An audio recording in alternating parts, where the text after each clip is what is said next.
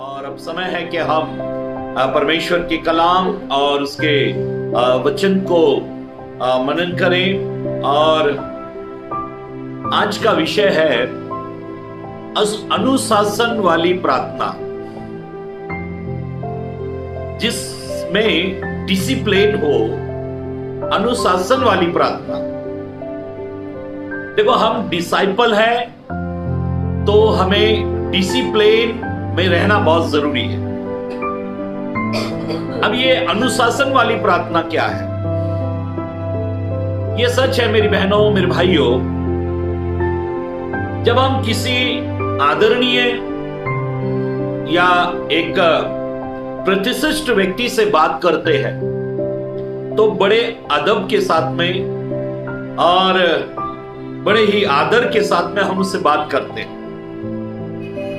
अगर हम उससे बात कर रहे हैं और किसी का फोन आ गया, हमारा मोबाइल बजने लगा, हम तुरंत उसको कट करते हैं, क्योंकि हम सामने किसी एक रिस्पेक्टेड पर्सन से, एक आदरणीय व्यक्ति से बात कर रहे हैं। जब हम किसी से बात करते हैं तो इधर उधर ध्यान नहीं देते, लेकिन उसी की तरफ ध्यान देकर हम उससे बात करते हैं, क्योंकि वो बहुत ही आदरणीय और रिस्पेक्टेड पर्सन है, बहुत ही आदरणीय एक व्यक्ति है। इसलिए मेरी बहनों, मेरे भाइयों, जैसा हम एक पद, एक पोस्ट और किसी आदरणीय व्यक्ति को हम जैसा सम्मान देते हैं, वैसा उससे बढ़कर सम्मान हमको खुदा को देना चाहिए। हमारी प्रार्थनाओं में गड़बड़ियां बहुत होती है। कई लोग तो एक आंख बंद करके दूसरी आंख मनुष्य को देखते हुए प्रार्थना करते हैं। कौन क्या कर रहा है, घर में कौन आया है। एक आंख खुदा के लिए, एक आंख इंसान के लिए, काने होकर हम दुआ करते हैं। कई लोग तो प्रार्थना में बात भी करते रहते बीच बीच में। मुझे याद आती घटना, हमारे चर्च की बहनों की सभा मेरी वाइफ ले रही थी, मेरी पत्नी ले रही थी, और एक घर में बैठे हुए सब प्रार्थना कर रहे थे। इतने में जिस घर में प्रार्थना हो रही थी, उस घर की जो मालकिन है, उसकी बारी आई और वो प्रार्थना कर रही है। इतने में क्या हुआ कि एक फल बेचने वाली, फ्रूट बेचने वाली एक बहन आ गई और वो बोलने लगी, यहां मुंबई की बात है, उल्लासनगर की, वो बोलने लगी कि बहन अंगूर ले लो, बहन अंगूर ले लो। अब प्रार्थना चालू है, दरवाजा खुला हुआ, देख रहे हैं, बहन अंगूर ले लो। तो वो प्रार्थना करते हुए बोल रही है, हालेलुया हालेलुया हालेलुया, नहीं चाहिए नहीं चाहिए नहीं चाहिए अंगूर। तो वो बहन फिर बोलने लगी, ले लो, बहुत मीठा है। बोले हाँ, पड़ा है अभी फ्रिज में, अभी उस दिन लिया था वही, अभी हमने खाया नहीं है। अरे थोड़ा और रख लो, थोड़ा और रख लो, अच्छा है, मीठा और सस्ते में दे रही हूं मैं। अब ये बहन प्रभु से भी बात कर रही है, hallelujah praise the Lord, Prabhu hallelujah, और उस बहन को भी बात कर रही। अनुशासन वाली प्रार्थना। जब हम अनुशासन वाली प्रार्थना करते हैं तो वो प्रार्थना प्रभु के पास पहुंचती है और प्रभु उस प्रार्थना को सुनता है। कई बार केवल हम उस समय जब हम दुआ करते हैं, हम कैसे भी खींच तान कर उस समय को प्रभु को देकर वो सोचते हैं बस हुआ। जैसे नौकरी पर जाते हैं, 8 घंटे ड्यूटी बजाई और सीधे घर की तरफ भाग। लेकिन जब हम प्रार्थना करते हैं, वचन में ऐसा लिखा है, पहले एक पद को पढ़ लेंगे,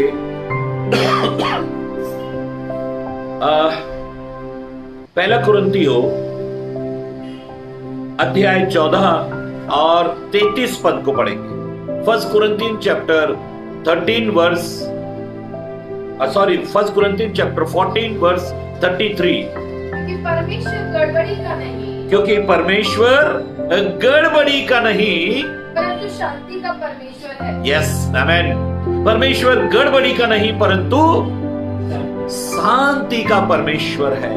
अब बड़े शांत मन से हम उससे दुआ करते हैं, हम उससे प्रार्थना करते हैं, लेकिन परमेश्वर गड़बड़ी का परमेश्वर नहीं है। जब हम दुआ करते हैं उसमें कोई गड़बड़ी नहीं होनी चाहिए। इसी का 40 पद पढ़ लो। और सारी बातें ऐसे पौलुस कहता है, और सारी बातें शालीनता और व्यवस्थित रूप से की जाए, और व्यवस्थित रूप से की जाए। जब हम खुदा की आराधना करते हैं, उसकी प्रस्तुति करते हैं, जब हम परमेश्वर की प्रशंसा करते हैं, तो शालीनता और व्यवस्थित रूप से आराधना करना चाहिए। परमेश्वर को शालीनता, व्यवस्थित, अनुशासन भरी दुआ परमेश्वर को बड़ी पसंद। कई लोग कहते हैं कि जैसे बच्चा बाप के पास आता है बात करना, ये मुझे ये चाहिए वो चाहिए ऐसा करता है, वैसे ही कई लोग बोलते हैं तुम तो बच्चे हो, अब तुम्हारा पिता है, जैसे चाहो वैसे मांग लो। क्या जिंदगी भर बच्चे ही रहोगे या समझदार भी बनोगे?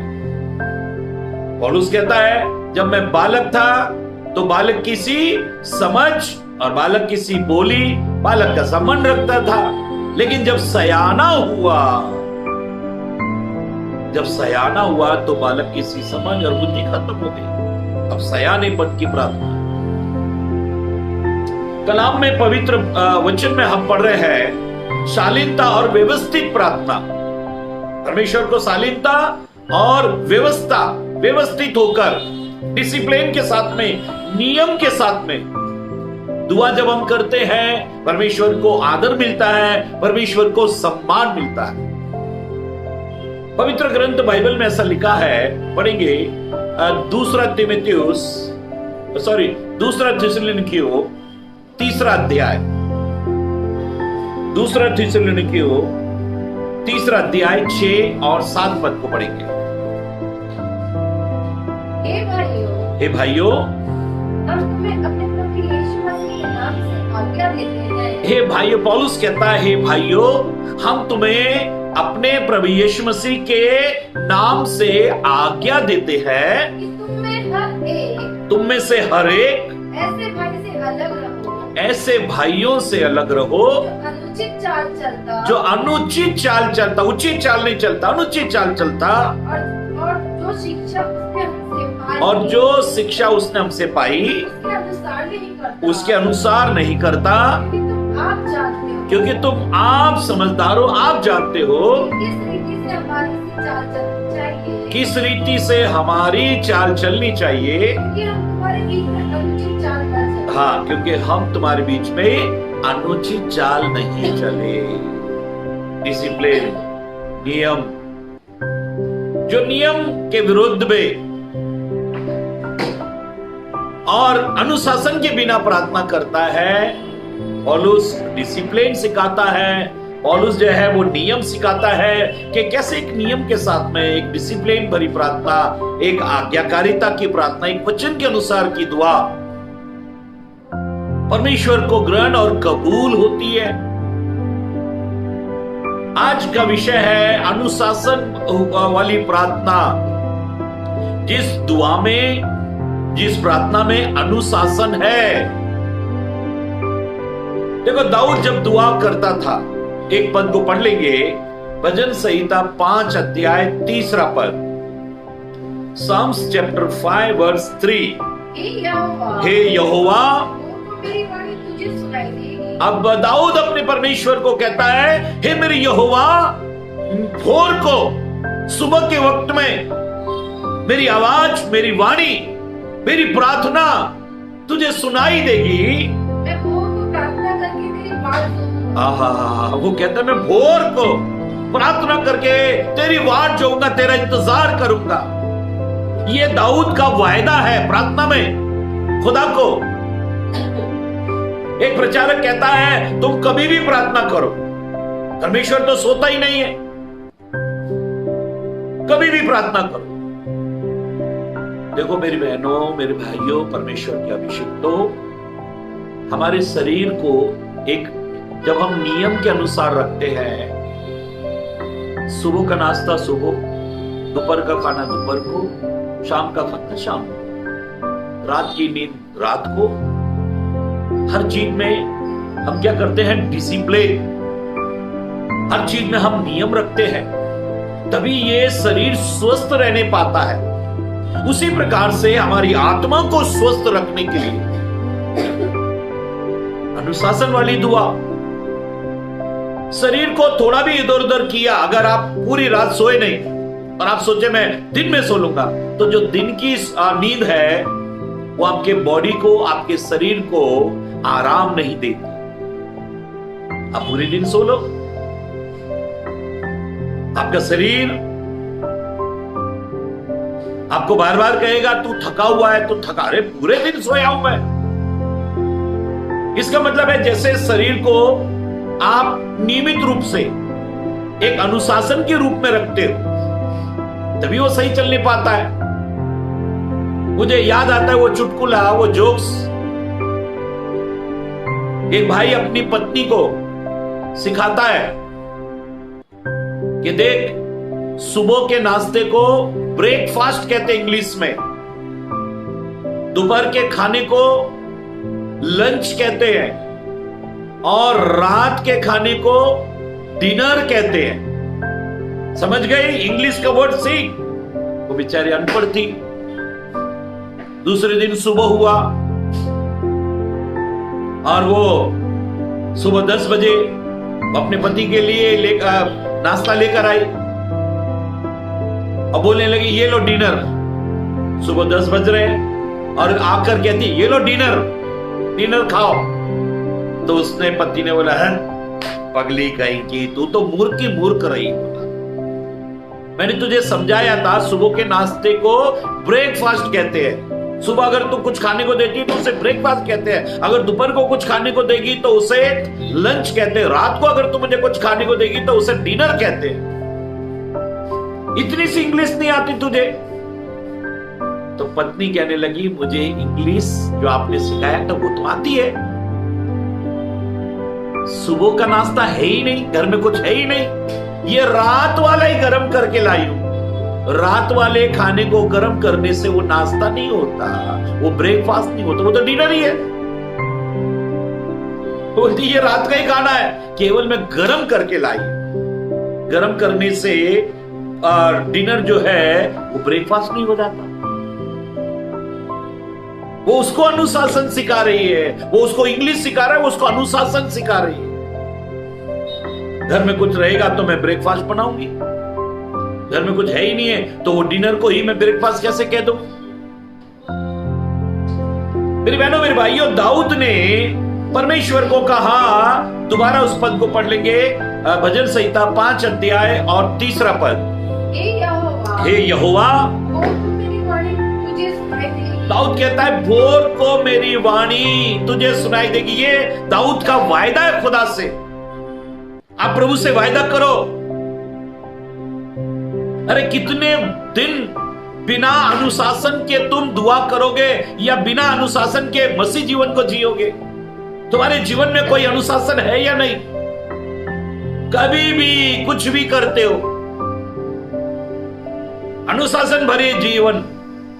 दाऊद वायदा करता है भोर को मेरी आवाज प्रभु तुझे सुनाई देगी।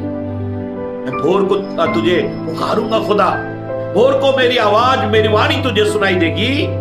मैं भोर को प्रार्थना करके तेरी वाट जोऊंगा। हाँ, वो कहता है भोर को मैं उठूंगा, प्रार्थना करके तेरी वाट जोऊंगा। प्रभु से एक वायदा करो। एक छोटा सा संदेश है ये, मैं आज जो आपको सुना रहा हूं, ये एक बहुत छोटा सा संदेश है, एक अनुशासन भरी दुआ, ताकि जब जीवन में अनुशासन आ जाए। देखो, अगर आपकी पत्नी, जब आप कहीं जा रहे हो तो पत्नी आपसे एक सवाल जरूर करती, कब आओगे? आप अगर ऐसा बोलो मैं कभी भी आ सकता हूं, मैं कभी भी आ सकता हूं, कब आऊंगा पता नहीं, कभी भी आऊंगा। इसका मतलब आप एक अनुशासित व्यक्ति नहीं हो। हर चीज का एक समय नियुक्त किया गया है। परमेश्वर अनुशासन वाला व्यक्ति है। परमेश्वर अनुशासन वाला परमेश्वर है। वो सूरज जो है उसने दिन के लिए रखा है, चांद जो है उसने रात के लिए रखे।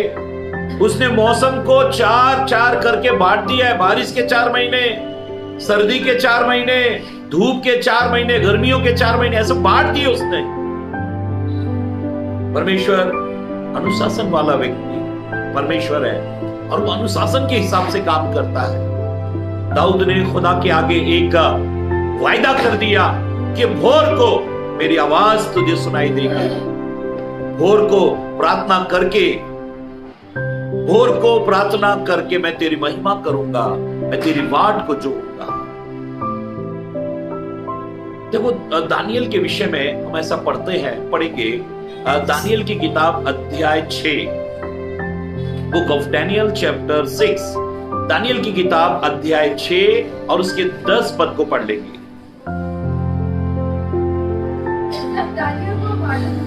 जब दानियल को मालूम हुआ कि उस पत्र पर हस्ताक्षर किया गया, दानियल को मालूम हुआ कि राजा ने उस पत्र पर हस्ताक्षर सिग्नेचर कर दिए हैं, मोहर लगा दी है, तब वो अपने घर में गया, जिसकी ऊपरी कोठरी की खिड़कियां यरूशलेम की ऊपरी रहती थी। जब वो अपने घर में गया और उसकी ऊपरी कोठरी जो यरूशलेम की तरफ खुलती है, और अपनी रीति के अनुसार ध्यान देने बात योग्य है, ध्यान दीजिए, अपनी रीति के अनुसार, अपने नियम के अनुसार, अपने कायदे कानून के अनुसार, अपने अनुशासन के अनुसार, जैसे वो दिन में 3 बार, सुबह दोपहर शाम 3 बार अपने परमेश्वर के सामने वो ऊपरी कोठरी में यरूशलेम की तरफ खिड़की खोलकर 3 बार प्रार्थना और धन्यवाद करता था, वैसे ही तब भी करता रहा।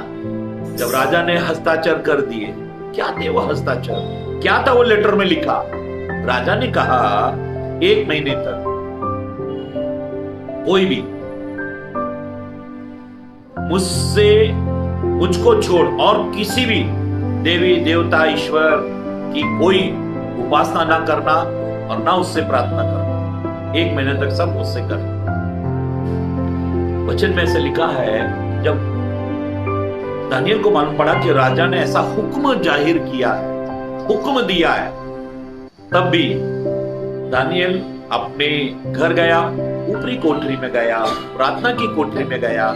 जैसे वो दिन में 3 बार प्रार्थना और धन्यवाद करता था, वैसे उसने लगातार अनुशासन, जो वायदा आपने प्रभु से किया है, जो प्रभु से आपने वायदा किया, उस वायदे को निभाओ। दानियल को मालूम था कि अगर राजा का हुक्म है, अगर जो कोई और किसी से दुआ करेगा और किसी ईश्वर से दुआ करेगा मुझको छोड़, तो वो शेर की मांदों में डाल दिया जाएगा।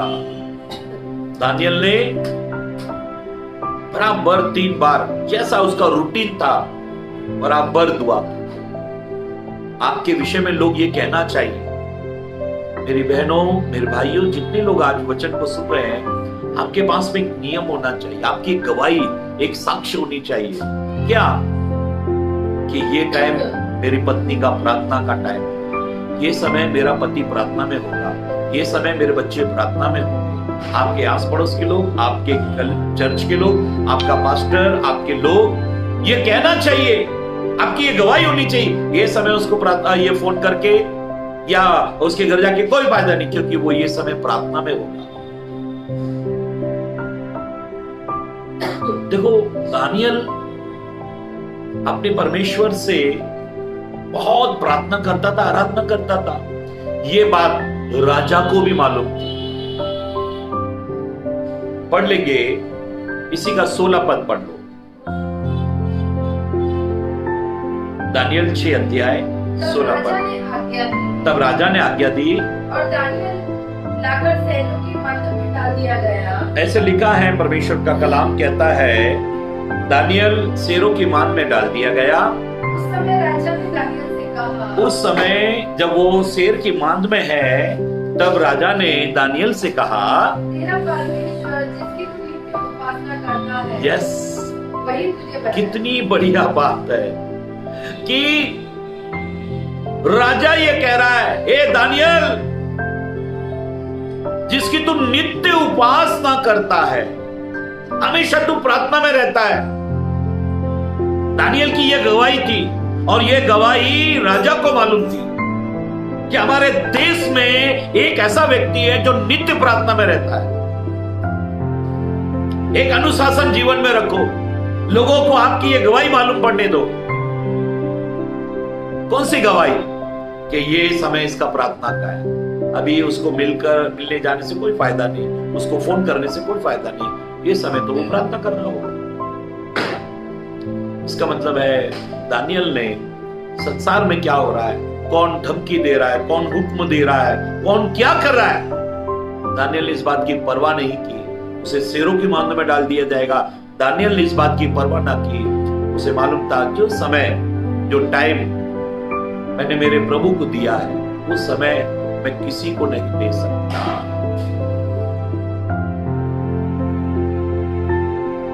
पॉल यंगिचो जो कोरिया के पास्टर है, और लाखों ऐसे बाइबल, ऐसा लोग कहते हैं कि दुनिया में सबसे बड़े पादरी है, पास्टर है वो, उनके चर्च में लाखों लोग हैं। एक बार ये सुबह के समय प्रार्थना कर रहे थे अपने घर में, तो कोरिया के राष्ट्रपति इसको मिलने आए।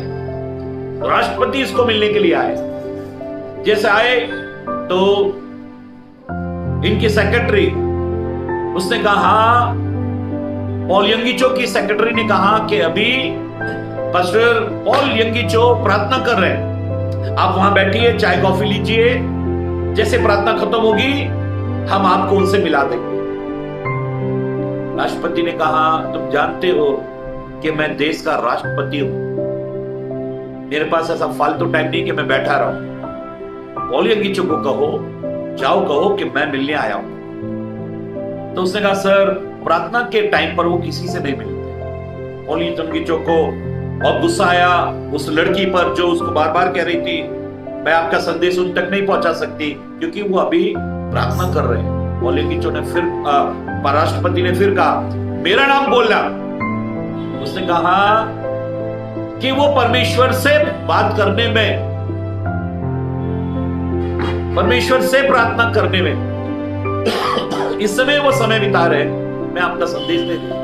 वो प्रार्थना के कमरे से बाहर आएंगे, मैं आपका संदेश उनको दे दूंगी, आप चाय पियो, नाश्ता करो, आप बैठो, आराम करो। तो बड़ा गुस्सा है। जब पॉल यंगिचो की प्रार्थना खत्म हुई, वो अपने कमरे से बाहर आए, तब राष्ट्रपति साहब उठे और कहने लगे, लड़की को अभी के अभी नौकरी से निकालो क्योंकि इसने मेरी आज्ञा का पालन नहीं किया। पॉल यंगिचो ने कहा, मैंने इसको अपनी आज्ञा का पालन करने रखा है, आपकी नहीं। वैसे इसकी गलती क्या है? बोला, मैंने कहा कि मैं आया हूं, फिर भी ये संदेश इसने तुम्हें नहीं दिया। पॉल यंगिचो ने कहा कि देखो, आप देश के राष्ट्रपति होकर मुझसे मिलने आए, इसका मतलब आपकी नजर में मैं एक विशेष व्यक्ति हूं। तब पॉल यंगिचो ने कहा, जानते हो ये विशेष व्यक्ति, ये पद मुझे किसने दिया? ये आप मुझसे मिलने इसलिए आए हो क्योंकि मैं खुदा से प्रार्थना करता हूं, खुदा ने मुझे एक विशेष व्यक्ति बनाया। अगर मैं उससे बात करना बंद कर दूं तो मैं एक साधारण व्यक्ति हो जाऊंगा। मेरी बहनों, मेरे भाइयों, हो सकता है कि आप बड़े पद, पोस्ट या बिजनेसमैन हो, आप एक अच्छे सेलिब्रिटी हो, आपका बिजनेस या घर, या आप बहुत बिजी पर्सन हो, आप बड़े एक व्यक्ति हो, तो भी मैं ये कहता हूं, आप कितने भी बड़े क्यों ना हो, जो प्रभु का समय है वो प्रभु को ही दो। उसमें कोई भी बीच में टपकना नहीं चाहिए। वो प्रभु का और आपका समय, कोई बीच में घुसना नहीं चाहिए। अब किसी को फोन करते हैं और आप दोनों बात कर रहे हैं, अगर कोई बीच में घुसने की कोशिश करता है तो बार बार उसको एक मैसेज आता है, आप जिस पर्सन से अभी आप बात करना चाहते हैं वो अभी बिजी है, कृपया ठहरे, लाइन पर रहे। हर संसार के व्यक्ति को एक ऐसी आवाज आनी चाहिए। जानते हो शैतान जब यीशु 40 दिन 40 रात यीशु मसीह प्रार्थना और उपवास में थे, शैतान ने बहुत बीच में घुसने की कोशिश की लेकिन वो आ नहीं पाया। याद रखो, दुआ में इतने बिजी हो जाओ, बहुत बिजी हो जाओ कि संसार के लोगों को आप मिलो ही नहीं। शास्त्र में ऐसा लिखा है, पवित्र ग्रंथ बाइबल ये कहती है, पढ़ेंगे प्रेरितों के काम 3 अध्याय और पहला पद। प्रेरितों के काम अध्याय 3 पद पहला। ऐसे लिखा है, प्रभु यीशु मसीह के चेले पतरस और यूहन्ना तीसरे पहर प्रार्थना के समय मंदिर में जा रहे थे। कौन से समय? प्रार्थना के समय प्रार्थना करने जा रहे।